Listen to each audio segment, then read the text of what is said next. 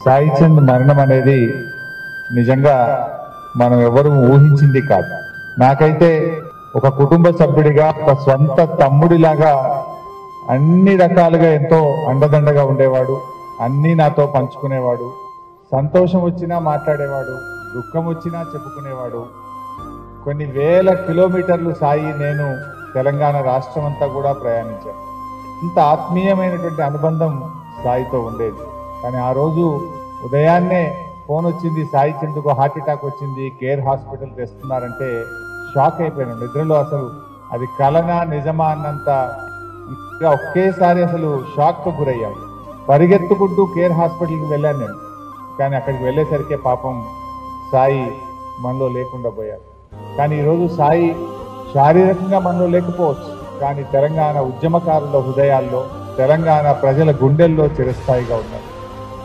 సాయి మాట, సాయి పాట ప్రవహించే నదిలాగా ఉండేది.